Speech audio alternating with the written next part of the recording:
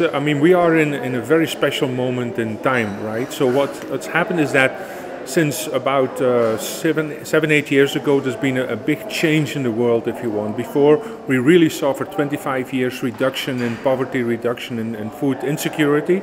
And now we've seen an uptake again, which is really a very sad development, I think. So part of this is really structural. It started before the pandemic, the COVID-19 pandemic and the Ukraine war, etc.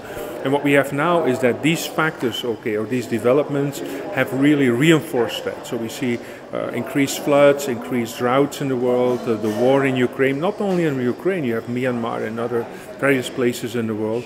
And so they are kind of reinforcing this kind of structural change.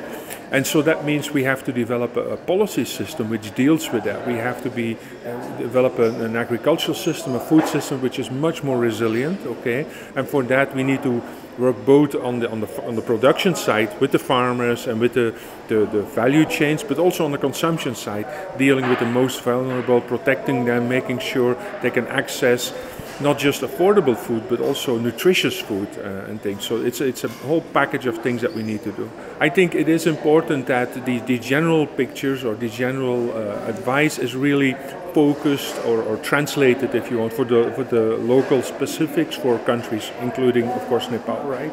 So the fact that you are landlocked means that you're in a very specific trade relationship. I think it's important to look at your trade policy to make sure that also this policy is resilient against the shocks that you have, At the same time, I think it's important to have a diverse food production system and supply system, that when you have shocks you are more resilient in the sense if something is affected, that there are different ways. It's almost like a portfolio investment in the stock market, you see.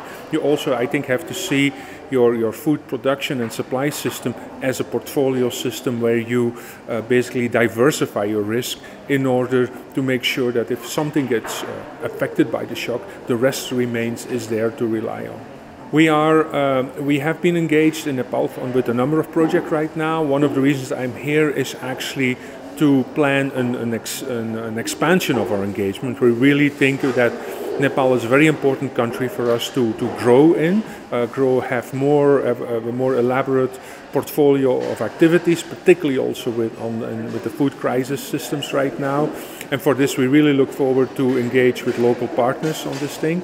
We are also part of the CGIAR, and several of the other CGIAR centers like CIMMYT, like IRRI, particularly IMMI, are already active here, and we're going to collaborate with them as well going forward.